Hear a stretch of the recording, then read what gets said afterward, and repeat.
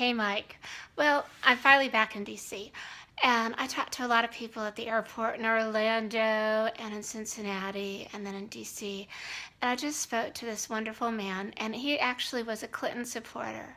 And we've come together over this United issue because we both agree that it looks totally hypocritical for America to play global hall monitor and tell people what they can and can't do when people that are innocently traveling in airplanes and American carriers are getting the shit beaten out of them. I mean, what this incident did with United Airlines was it brought together our country. Democrats, Republicans, Libertarians, Sanders supporters, everybody sees how disgusting it was. And it really doesn't have anything to do with United, although they created a culture that allowed them to call the police first. We become this bizarre police nanny state. And we don't use common sense. And United has learned the biggest lesson because they're going to lose like a ton of business. I mean, a ton. I mean, the things I heard at the airport were like, oh my God. And when you see the video and you see people watch the video for the first time and you see them like freeze or they weep or they're angry, it just brings out a lot of emotion. It brings out the same types of emotion that the election brought out, which means that finally America can move on from what happened in November.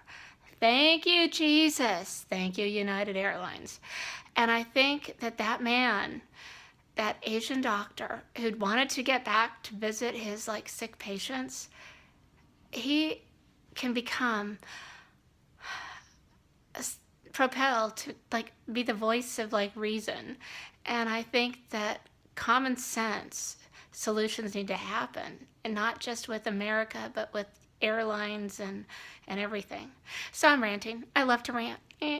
But you know, it was an interesting day because, you know, I'm going to Cuba Friday to help with, you know, normalization. And the American government cannot say Castro's this brutal dictator if we have a brutal airline. I mean, we have no moral high ground.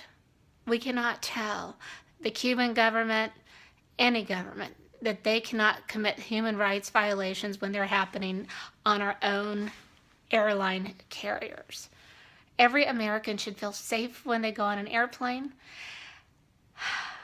I mean, I just think of all the other human rights abuses that have happened. And now they can be addressed because some dude or some lady on an airplane took video when she saw a stranger, somebody sitting in the seat next to them, being abused by an airline. That person that took that video, they're a hero.